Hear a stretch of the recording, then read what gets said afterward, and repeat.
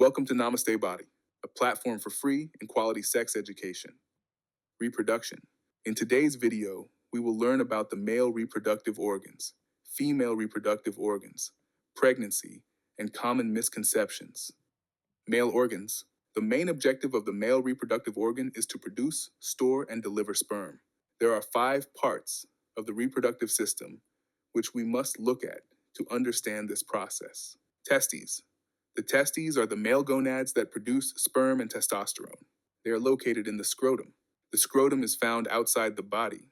This keeps them at a temperature slightly cooler than the body's core temperature, which is necessary for sperm production. Seminal vesicles. These glands produce a fluid that makes up a significant portion of semen. This fluid contains nutrients for the sperm. Prostate gland. The prostate adds additional fluid to the semen, which helps nourish and protect sperm. Urethra. This is the tube that carries urine from the bladder and semen from the reproductive system out of the body through the penis. The penis delivers semen into the female reproductive tract during sexual intercourse.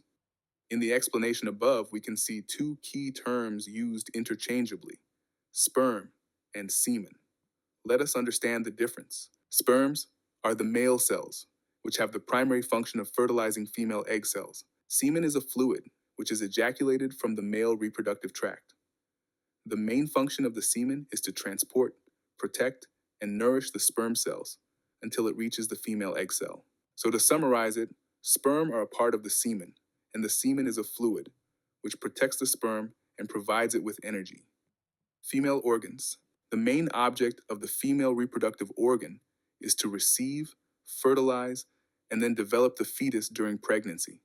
There are 4 steps involved in it. Production of the egg. The ovaries produce eggs and then release them during the menstrual cycle. This process is known as ovulation. There is 1 ovulation per month. This means that 1 egg is released every month. Fertilization. The egg travels to the fallopian tubes from the ovaries. Sperms also swim from the vagina and reach the fallopian tube. When the sperm and egg cell meet, a zygote is formed. Support and nourish the zygote. The zygote travels to the uterus, where it plants itself in the thickened uterine lining. The uterus provides an optimum environment for the development of the embryo and fetus. Labor. During childbirth, the uterus contracts and the cervix dilates. This results in the baby coming out through the vagina. Menstrual cycle.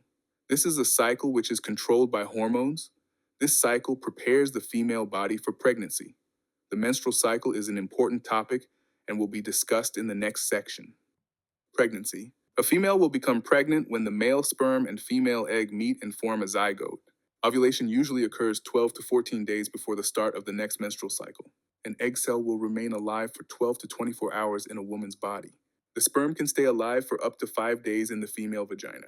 Therefore, if intercourse occurs 5 days before the ovulation, there are chances of pregnancy. Also, if intercourse occurs on the day of the ovulation or the next day, chances of pregnancy are still there. To sum it up, there is a 6-day window per month for a woman to become pregnant. The window usually starts before 19 days before the start of the next menstrual cycle. Now let us understand the common misconception. Sexual activity during menstruation cannot lead to pregnancy. While less likely, it is still possible to get pregnant if sex occurs during menstruation, especially if the woman has a shorter menstrual cycle and ovulation soon after her period ends. You can't get pregnant the first time you have sex. Pregnancy can occur anytime a woman has unprotected sex if she is ovulating or near her ovulation period. Pulling out, withdrawal method, is a reliable way to prevent pregnancy. The withdrawal method is unreliable because pre-ejaculate fluid can contain sperm, and timing withdrawal perfectly is difficult, leading to a relatively high failure rate.